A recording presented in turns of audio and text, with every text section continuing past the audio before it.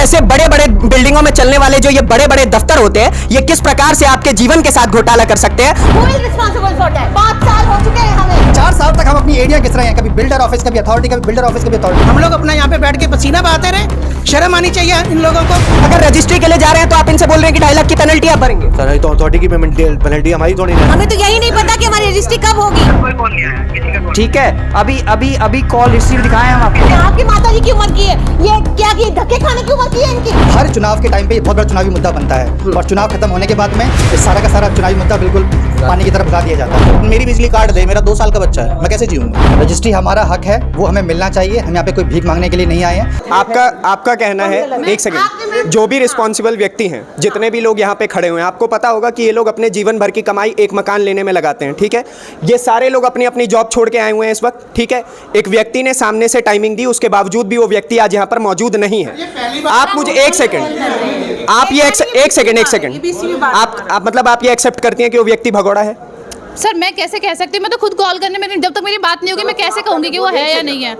It means मतलब इन्होंने phone किया, इन्होंने 100 कॉल्स किए, वो रिसीव नहीं कर रहे हैं, इन्होंने 100 मैसेजेस किए, वो रिसीव नहीं कर रहे हैं, आप लोग 100 कॉल्स कर रहे हैं, 100 मैसेजेस कर रहे हैं और रिसीव नहीं कर रहे हैं। इसका मतलब यही है ना कि वो व्यक्ति इन सभी के पैसे खा चुका है। सर आपको घर मिला है? हाँ? घर मिला है?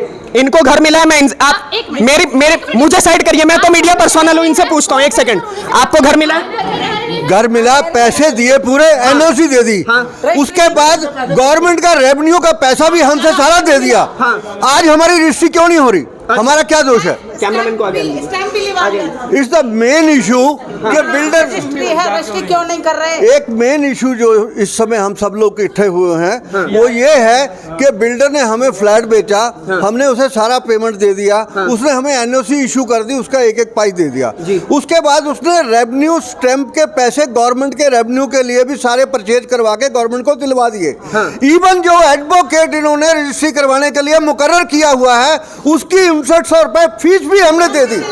उसके बाद आज 5 साल हमारी रजिस्ट्री क्यों नहीं हो रही? और आज जब रजिस्ट्री हो रही है तो हमें ये कहा जा रहा है कि 100 रुपीज पर डे के हिसाब से आप पेनल्टी दो। किस बात की? 5 साल के 4 से 5 साल के 100 रुपए के हिसाब से पेनल्टी करीब 4.5 लाख रुपए बनती है। तो ये कौन देगा? ये बिल्डर ने लेट किया है तो बिल्डर देगा। अथॉरिटी का कोई बिल्डर आपसे क्या कह रहा है? बिल्डर मिल ही नहीं रहा, इसीलिए तो आए हैं। बिल्डर हमें, हाँ जी, ये हमें देनी पड़ेगी। अच्छा, जब से हमारा डेट हमें इशू किया गया था तब से लेके आज तक की जितनी पेनल्टी पर डे 100 रुपीज के हिसाब से वो बायर देगा। बायर क्यों देगा? हमें तो यही नहीं पता कि हमारी रजिस्ट्री कब होगी। हमारी डेट मतलब रजिस्ट्री लेट ये लोग करवा रहे थे और उसके बावजूद आपसे उल्टा पैसा मांगा। एग्जैक्टली, हमसे पर डे के हिसाब से 100 रुपए पेनल्टी मांगी जा रही है।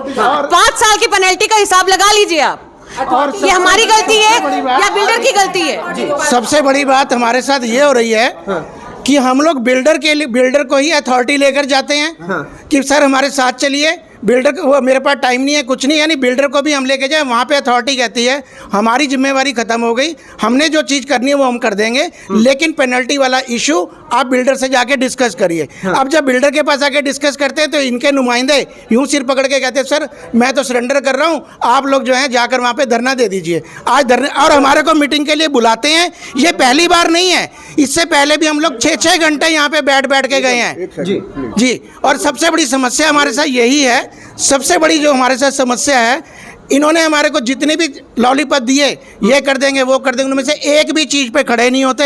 हर बार बोलते हैं कि ये हमारा नुमाइंदा है, ये अथोराइज्ड पर्सन है। आज वो अथोराइज्ड पर्सन नहीं कहते सर हमारे पास कोई राइट्स ही नहीं है, ढंग से वो बात करके राजी नहीं है, एमडी आके राजी नहीं है। जिनसे आज आप मुलाकात करने आए हुए थे उनका नाम बताइए।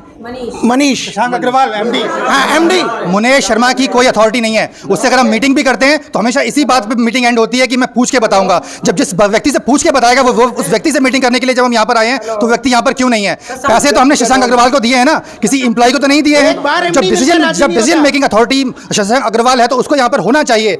जब फ्लैट सेल करने की बात होती है तब एक लीड के पीछे इनकी सारी टीम घूमती रहती है। आज 50, 60, 70 रेजिडेंट्स यहाँ पर खड़े हुए हैं, अपने हक के लिए कोई भीख नहीं मांग रहा है। 5 साल पहले आपका एक पाई हम चुका चुके हैं, रेवेन्यू स्टैम्प परचेज करके दे चुके हैं। उसके बाद भी अगर हम चक्कर लगा रहे हैं, एरिया घिस रहे हैं, इनके बिहाफ पे अथॉरिटी जाते हैं। अथॉरिटी में ये हमें भेजते हैं कि जाइए आप अपना जाके पक्ष रखिए। अथॉरिटी में मीटिंग हम सेट करवाते हैं कि आइए सर, आइए इनसे आके बात कीजिए। उसके बाद भी हमसे बोला जाता है सर आपको लग रहा हो कि रजिस्ट्री नहीं हुई है। रजिस्ट्री जो अनरजिस्टर्ड फ्लैट है वो भी अगर कोविड के टाइम पे हमारे पास में ऐसे एग्जांपल्स हैं कि किसी फैमिली को अगर अपना फ्लैट बेचना पड़ा, उनको बेचारों को कम से कम 15-15, 20-20 लाख रुपए कम देने पड़े क्योंकि रजिस्टर्ड फ्लैट नहीं है।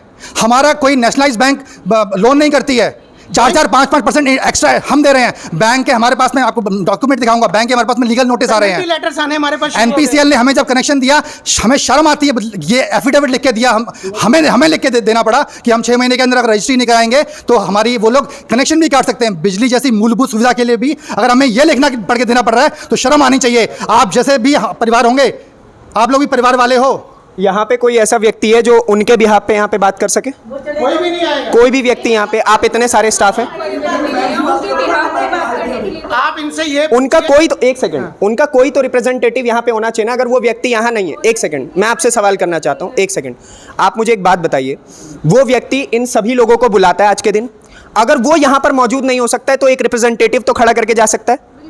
आपके हिसाब से सही है कि नहीं है ना सर अवेलेबल नहीं है ना आपके बिहाफ के लिए। 1 second sir, Prince sir available थे, उन्होंने आपको आंसर किया, उनसे बात कर सकते हैं। अच्छा, प्रिंस जी कहाँ हैं? ये कह रहे हैं प्रिंस जी उनके रिप्रेजेंटेटिव है। जी मुझे कुछ नहीं पता इस बारे में, मैं कुछ नहीं कर सकता। वो साहब बोलते जिसको मीटिंग के लिए, प्रिंस जी को बुला लीजिए, प्रिंस जी को बुला लीजिए। अब आप एक बात बताइए, एक व्यक्ति अपना एक घर बनाने के लिए जीवन भर की कमाई लगाता है। हमारे साथ एक बुजुर्ग है, यहाँ पे आइए। अब ये आपने बताया था कि आपने लाइफ टाइम की पीएफ उसमें लगा दी। बिल्कुल। तो आप एक बात बताइए। मैंने रिटायरमेंट का पैसा लगाया पूरा अपना, इधर कैमरे में देखिए जी।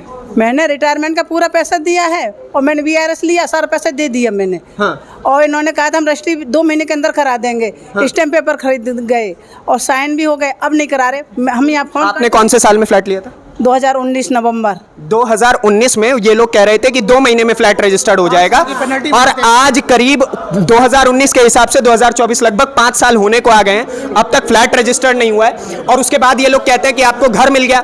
अरे घर मिलने से केवल नहीं होता है, वहां पे इलेक्ट्रिसिटी कनेक्शन की जब बात आती है तो इनको एफिडेविट लिख करके देना पड़ता है, जब और कुछ कनेक्शन की बात आती है तो इनको लिख करके देना पड़ता है।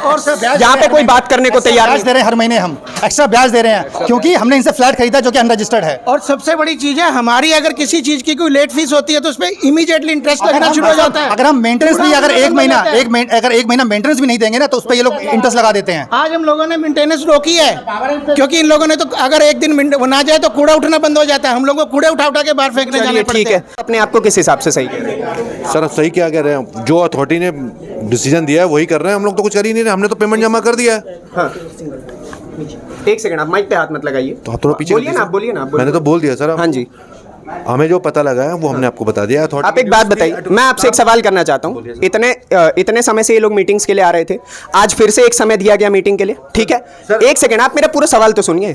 और आज ये सभी के सभी लोग यहाँ पर खड़े हुए हैं मीटिंग के लिए, तो वो व्यक्ति जिसको जिम्मेदार होना चाहिए तो वो यहाँ पर क्यों नहीं है? या फिर आपके MD या फिर जो भी है, आपके बॉस जो भी है। बंदा जिन्होंने टाइम दिया था उनसे इनकी बात भी कराई, उन्होंने बोला मैंने कंफर्मेशन दिया नहीं आने के लिए। सर देखिए, जो चीज सामने है वो मैं आपको बता रहा हूँ, और स्पीकर पे बात हुई है, ऐसा नहीं मैंने पर्सनल बात करी है। वो करे मैंने कंफर्मेशन दी नहीं है तो मैं कैसे आ जाऊंगा? एक सेकंड, सवाल करने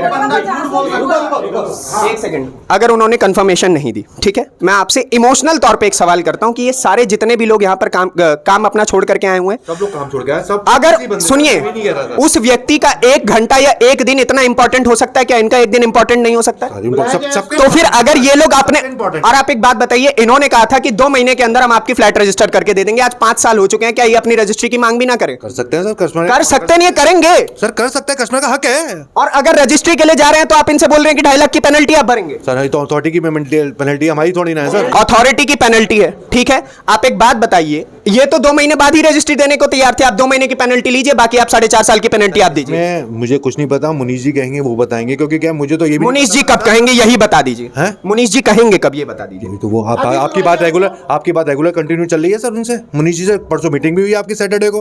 अच्छा, तो उसमें क्या बोला उनको बताइए। आप एक बात बताइए, इन्होंने फिर से आज मीटिंग का समय लिया था? सर मुझे नहीं पता मीटिंग का समय लिया था, मैं तो ऑफिस में काम करता हूँ और मैं बैठूंगा और जो मिलने आएगा मैं मिलूंगा भी। तो ऐसा आप उनके रिप्रेजेंटेटिव बन के बात नहीं कर सकते? मैं मिल रहा हूँ, बताओ कौन सा नहीं मिला हूँ, मैं चला गया हूँ, मैं मिल रहा आप हूँ। इनकी समस्या हल कीजिए ना, 4.5 साल की समस्या है मालिक। ऐसा तो वही हल करेंगे जिन्होंने टाइम दिया इनको आने के लिए। पावर ही नहीं है, टाइम दिया वो करेंगे ना सर। मतलब ये अभी मना कर रहे थे कि इन्होंने अथॉरिटी नहीं दी, उन्होंने कंफर्मेशन नहीं दी मीटिंग की, अभी ये कह रहे हैं कि इन्होंने टाइमिंग भी दे दी है।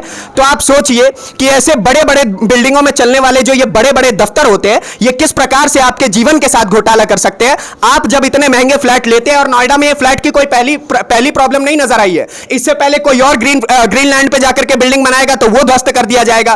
तो अगर आप गवर्नमेंट में बैठे हुए हैं, योगी आदित्यनाथ जी से ही सवाल है कि आप एक तरफ तो डेवलपमेंट की बहुत लंबी चौड़ी बातें करते हैं, लेकिन वहीं जब दूसरी तरफ हम बिल्डिंग्स की बात में आते हैं, नोएडा जैसा सबसे ज्यादा एडवांस शहर जहां पे पूरे देश भर से लोग नौकरी करने के लिए आते हैं, देश भर तो छोड़िए, दिल्ली एक तरफ राजधानी से भी लोग यहां पर नौकरी करने के लिए आते हैं, और वहां पे भी अगर इन आम लोगों को इतनी समस्याएं झेलनी पड़ेंगी, क्या ये आपको, ये जितने भी लोग दिख रहे हैं, ये सभी मेरे माता पिता की उम्र के हैं, क्या इनकी मजबूरियां नहीं हो सकती है? उस बिल्डर का एक दिन इंपॉर्टेंट है और इन सभी लोगों का मिलाकर के एक दिन इंपॉर्टेंट नहीं है? ये हर रोज मीटिंग के लिए आएंगे, ये सारे सवाल उस बिल्डर से भी होने चाहिए। और क्या कहना चाहेंगे?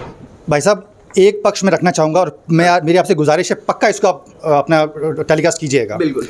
ये जो समस्या आपने बताई है, ये सिर्फ एक सोसाइटी की समस्या नहीं है। इस पूरे गौतम बुद्ध नगर के अंदर आज की डेट में कम से कम 1.5-2 लाख फ्लैट हैं जो अनरजिस्टर्ड हैं। हर चुनाव के टाइम पे ये बहुत बड़ा चुनावी मुद्दा बनता है, और चुनाव खत्म होने के बाद में ये सारा का सारा चुनावी मुद्दा बिल्कुल पानी की तरह भुला दिया जाता है। मेरा सवाल शासन, प्रशासन और जुडिशरी के अंदर बैठे हुए उन हमारे यहाँ के इलाहाबाद हाईकोर्ट के उन जजेस से भी है कि क्यों हमारे फंडामेंटल राइट्स का वायलेशन हो रहा है। अथॉरिटी जो एक रेगुलेटर बॉडी है, जो कि स्टेट है, अथॉरिटी अगर कोई लॉ पास करती है वो स्टेट की डेफिनेशन में फॉल करती है। अगर वो इस बिल्डर को सारे ऑक्यूपेंसी सर्टिफिकेट, क्लियरेंस सर्टिफिकेट एक एक्स डेट को दे देती है, उस समय ये क्यों चेक नहीं करती है कि इसका आउटस्टैंडिंग है कि नहीं है?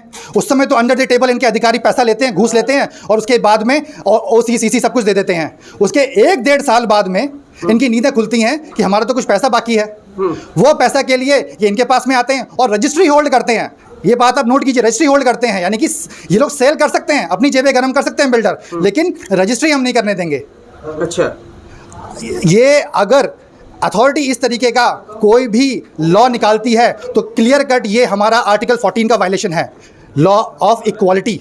क्योंकि आपने क्या किया, आप स्टेट थे, आपने एक ऐसा लॉ पास किया कि आपने एक ही सोसाइटी के अंदर 2 सेक्शंस बना दिए, यानी कि आपने इनइक्वालिटी आपने क्रिएट की है स्टेट साहब। एग्जैक्टली, मतलब ये लोग खड़े होकर के बेच सकते हैं, बट जब ये अपनी रजिस्ट्री की मांग करने जाए तो उसके ऊपर विस्मयादिबोधक चिन्ह लगा दिया जाए। हमारी सोसाइटी के अंदर 2 उन्होंने सेक्शंस बना दिए। हाँ। एक वो सेक्शन, एक वो पॉपुलेशन जो रजिस्टर्ड फ्लैट्स के साथ में अपने अलग बेनिफिट्स एंजॉय कर रही है, और एक ये सारे के सारे हमारे जो एग्रीव्ड पार्टीज हैं जो अनरजिस्टर्ड फ्लैट के हैं, जो एक्स्ट्रा पेमेंट भी करेंगे, एक्स्ट्रा इंटरेस्ट भी पे करेंगे, उल्टे सीधे नोटिस भी बैंक के झेलेंगे, जिसमें कि हमारी कोई गलती नहीं थी। फिर भी सर एक चीज इन्होंने क्या की, यहाँ पे अनरजिस्टर्ड वाले जो हैं वो 350 सवा 300 के आसपास, 340 के आसपास अनरजिस्टर्ड हैं। आज आप लोग यहाँ पे कितने लोग इकट्ठा हुए हैं? कम से कम 60-70 लोग हैं यहाँ पर, 70 लोग। हाँ जी। और ये भुगत कितने लोग रहे हैं? सर ये 325 लोग के आसपास है, और इन्होंने क्या, 400 के आसपास, और इन्होंने क्या गेम की, रजिस्ट्री का अमाउंट जो है सिर्फ 40 लोगों के लिए जमा करा दिया। अरे तुम अगर खत्म करने जा रहे थे तो पूरा का पूरा अमाउंट जमा कराते, जो तुम्हारी पेनल्टी थी, उसके बाद हम लोगों पे पेनल्टी लगाने के लिए बोल रहे हैं। तो मतलब 40 लोगों की पेनल्टी इन्होंने पे कर दी, किसी की कुछ पे नहीं की है। जो अभी, हाँ 40 लोगों के लिए सिर्फ इन्होंने खोली है, जिसके अंदर किसी का कोई नाम नहीं है, कोई कुछ नहीं, उससे हमें कोई मतलब भी नहीं है। हम सबके लिए सबकी रजिस्ट्री चाहते हैं और बिना पेनल्टी के चाहते हैं। ये पूरा का पूरा जो ग्रुप आया हुआ है बाकी के 400 लोगों के साथ जुड़कर। बात बताइए, एक सवाल तो आपसे भी बन सकता है ना कि कहीं तो आप लोगों की कमी रही होगी जो ये लोग गेम खेल रहे हैं। कोई कमी क्या है? सबसे बड़ी एक्सेप्ट करिएगा, मैं बताता हूँ, हाँ उसका आंसर मैं देता हूँ। अगर जो यहाँ की उस पूरे क्षेत्र को जो शासन जिसका है, यानी कि सरकार का, उन्होंने एक रेगुलेटरी बॉडी बनाई, ग्रेटर नोएडा अथॉरिटी।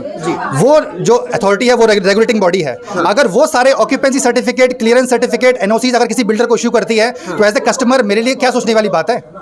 जब यही तो मैं पॉइंट उठाना चाहता हूँ, ये मिली भगत है।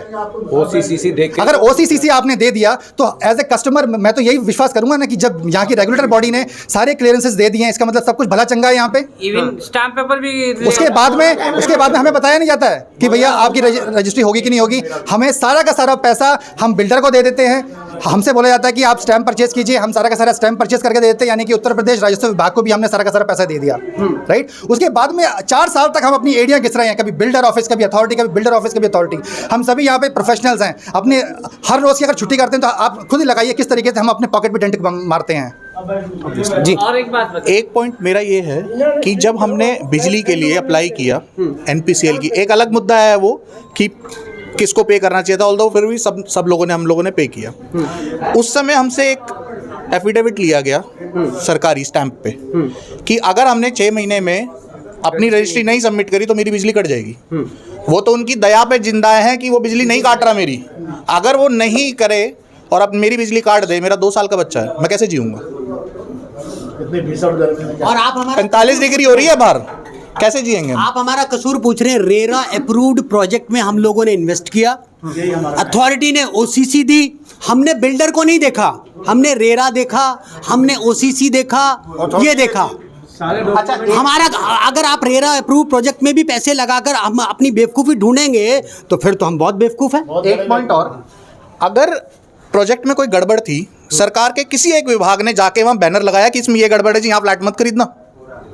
किसी एक सरकार के एक विभाग ने जाके बोला कि भाई यहाँ मत खरीदना। बड़ी बिल्डिंगें बन रही हैं, इतनी बड़ी बिल्डिंगें बन रही है और कोई अधिकारी वहां ना पहुंचे और बिल्डिंग रातों रात तो खड़ी हो नहीं रही है, तो किसी व्यक्ति को तो वहां पे पहुंच करके बताना चाहिए था कि इस प्रोजेक्ट में ये गलती है। अगर ग्रेटर नोएडा अथॉरिटी का इनके ऊपर बकाया था, अगर ग्रेटर नोएडा अथॉरिटी का इनके ऊपर बकाया था तो इन्होंने रजिस्ट्रीज होल्ड कर दी, यानी कहीं ना कहीं अथॉरिटी का इंटेंशन तो यही था कि यहाँ पर फ्लैट अब ना खरीदे बेचे जाए। तो उसी चीज़ को और अच्छी तरीके से करने के लिए क्या ग्रेटर नोएडा अथॉरिटी का फर्ज नहीं बनता था कि वहाँ पर एक बोर्ड लगा देते कि यहाँ पर ये समस्या है, आप लोग भी चेंज करता हूँ तो सरकार कहती है अखबार में पब्लिश करो, आपने अपना सरनेम चेंज किया। बैंक कहता है मेरे को डॉक्यूमेंट दिखाओ। अथॉरिटी ने इनको 1185 फ्लैट्स की अथॉरिटी देकर फाइलों में कागज लगा लिया। ही मीन टू से उन्हें पब्लिश क्यों नहीं किया कि भैया हमने आपकी जो है 1185 की रजिस्ट्री दी है, बाकी की नहीं दी है। और फिर ऊपर से बिल्डर उसके साथ मिलकर कॉन्स्पिरेसी कर रहा है, अंडर द टेबल जो है काम चल रहे हैं इनके। ये तो अब पता लग रहा है ना जब पैसे चले गए सारे। होटलों में मीटिंगें की जा रही हैं, उसके अपने नुमाइंदे के वर्ड्स हैं, उसके अपने नुमाइंदे के मुनीश के वर्ड्स हैं। सर आपको क्या बताऊं, ये मीटिंग जो है ना शशांक जी की होटल में हो गई थी। ये कोई तरीके रह गए? ये तुम बड़े बड़ी सेटिंग अपनी होटलों में करते रहो, हम लोग अपना यहाँ पे बैठ के पसीना बहाते रहे। शर्म आनी चाहिए इन लोगों को। और उसके बाद इतनी बार मीटिंगें बुला बुला कर एक बार मिलते नहीं है। चलिए मैं अंतकाल आप सभी से फटाफट एक एक पॉइंट लूंगा, आप अपने हिस्से की बात रखिएगा प्लीज। जल्दी बताइए क्या पॉइंट है आपका, अंतकाल आप क्या चाहते हैं? मैं ये चाहता हूँ कि जो इनके हम सब की रजिस्ट्री की जाए और हम पेनल्टी 1 रुपया नहीं देंगे। अच्छा तो हमारा बनता ही नहीं। आपका भी यही है? रजिस्ट्री हमारा हक है, वो हमें मिलना चाहिए। हम यहाँ पे कोई भीख मांगने के लिए नहीं आए हैं, सभी यहाँ पर पढ़े लिखे प्रोफेशनल्स हैं। अपना समय निकाल के अगर यहाँ पर आ रहे हैं तो कम से कम यहाँ के जो मालिक हैं जिनके पास में अथॉरिटी है डिसीजन लेने की, उनको यहाँ पे मिलना चाहिए। हमारे ही पैसों से ये सारे ऑफिस चल रहे हैं, इनके जो एसीज चल रहे हैं, अंदर एम्प्लॉयज बैठे हुए हैं। हमें हमारी रजिस्ट्री चाहिए और हमारा अगर कोई अपराध हो तो हमसे बोलिए, हम पूरा पेनल्टी पे करेंगे। जब हमारा कोई अपराध नहीं तो हम किस बात की हम पेनल्टी पे करें? हम एक पैसा पेनल्टी का पे नहीं करेंगे। बहुत आपको मतलब मैं एक बहुत क्लियर बात बताना चाहता हूं कि जब मैं यहां पे आया था मुझे मैटर बिल्कुल ठीक से नहीं पता था, लेकिन इनके आंखों में जो बेखौफ तरीके से बोल रहे हैं कि अगर हमारी कोई गलती है और अगर आपको लगता है कि हमारी गलती है तो हम पूरा पैसा पे करने तक को तैयार है, लेकिन अगर हमारी गलती है ही नहीं तो हम किस बेसिस पे ये पैसा पे करें? 4 साल 5 साल की पेनल्टी जो है वो 2.5-3 लाख रुपए के आसपास बनती है और 2.5-3 लाख रुपए भी ये क्यों दे? इन्होंने फ्लैट के पैसे दे दिए, इन्होंने सारे अधिकारियों को जो भी चीजें देनी होती है, जो डॉक्यूमेंट सबमिट करने होते हैं, सब चला गया है। तो ये व्यक्ति अंदर एसी में जाकर के मजे ले रहा है। इसका नोएडा में सबसे बड़ी बिल्डिंग में, नोएडा की सबसे बड़ी बिल्डिंगों में से एक ये बिल्डिंग आती है, उसमें इसका 18वें फ्लोर पर ऑफिस चल रहा है और इसके पास इन सारे लोगों की समस्याओं का जवाब नहीं होगा। तो ये तो सबसे बड़ा बेवकूफियत मैं समझूंगा। और बाकी मैं भी चाहता हूं कि आप लोग इस वीडियो के नीचे जितने भी नोएडा के अधिकारी हैं या फिर जो पुलिस है उसको टैग करके इस पूरे मामले की जानकारी दे और ऐसे ही वीडियोस को देखने के लिए जनहित टाइम्स को सब्सक्राइब करिए, क्योंकि बात हम जनहित की करते हैं। धन्यवाद।